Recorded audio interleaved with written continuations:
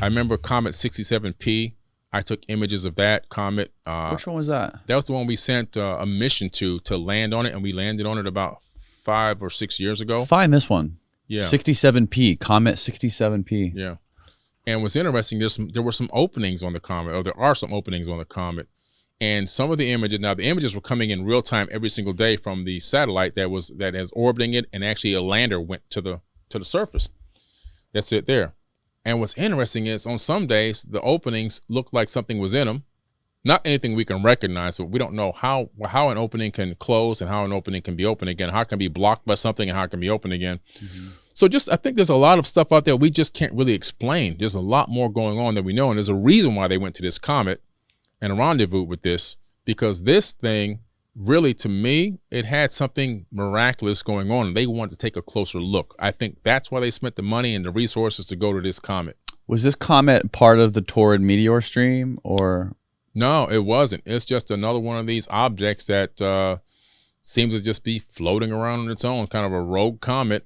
And we rendezvoused with it, and it's got weird things going on, weird gravitational fields that shouldn't exist.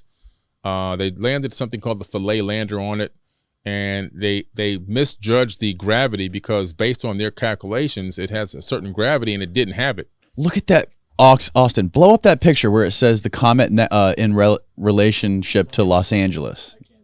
Click no. Yeah, right there. Right Click there. that. That's it. Yeah, that's it. Yeah. Holy shit. It's a big one. That's a big one. That thing is enormous. Yeah. I think there's one below it of it next to. Okay, there you go. Yeah, yeah. If that hit Earth, we'd be done. We'd be finished. Oh my God. There's another comet out there called Apophis.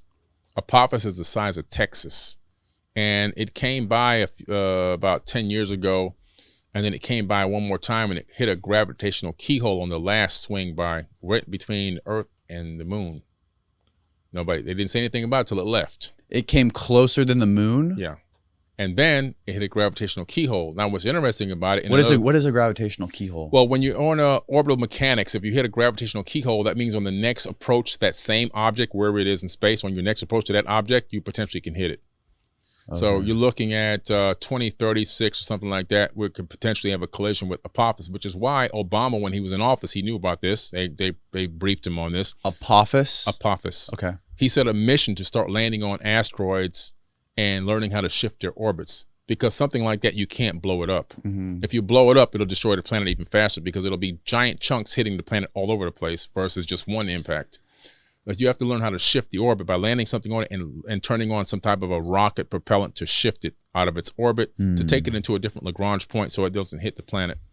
And so that's what they just actually successfully did that. I think it was actually few months ago. We rendezvous. The mission was started when Obama was in office. They just landed.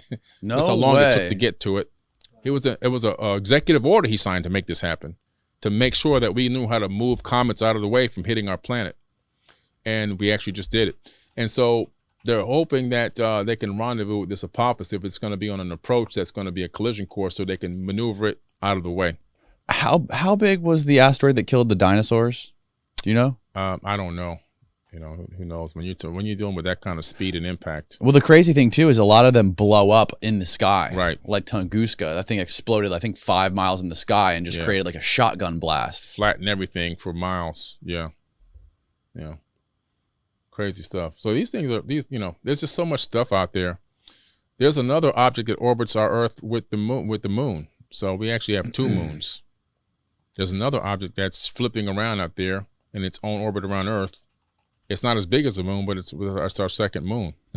Really? Yeah, it's been there for since forever, and it's on this weird orbit around Earth. It orbits Earth along with our moon orbiting Earth. There's a lot of people have some very strange theories about the moon. Mm-hmm. Yeah. What do you think about the moon? Well, I can only go by data points because I'm a data point guy. If you go to usgs.gov and download the satellite radar imagery of the moon, anyone can do this.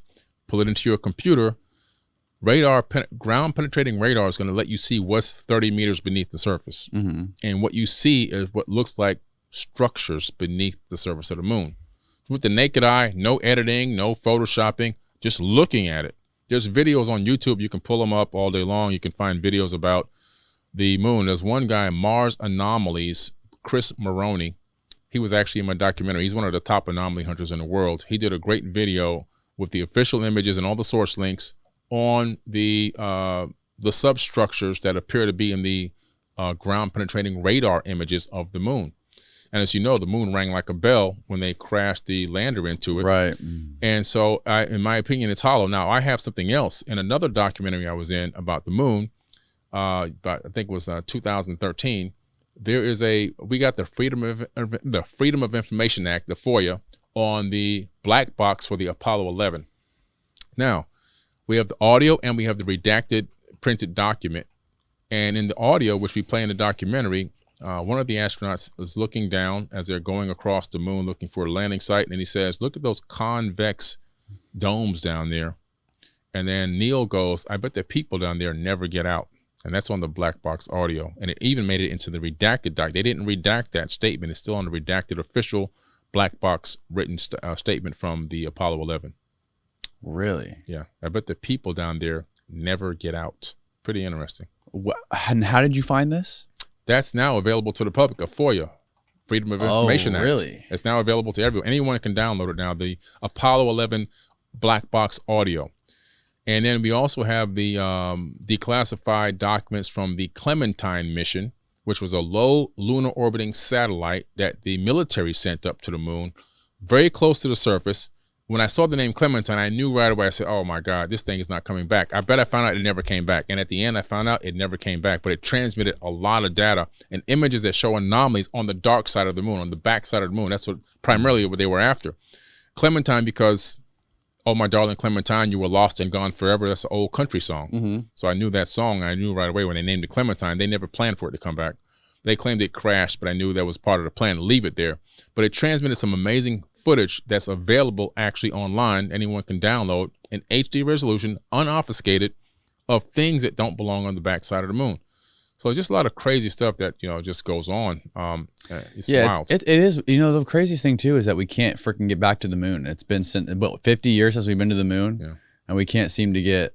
I think right now that I don't know. Did the Artemis mission ever happen? I know they postponed it like 3 or 4 times already. Yeah, there's so many postponings about it, and I don't know if it's now I know we do have that. They left that dish up there in one of the Apollo 14 or 15 missions, and every single day they transmit a packet of data from Earth to that dish and by laser every single day. What are they transmitting to that dish, and why are they transmitting to the dish?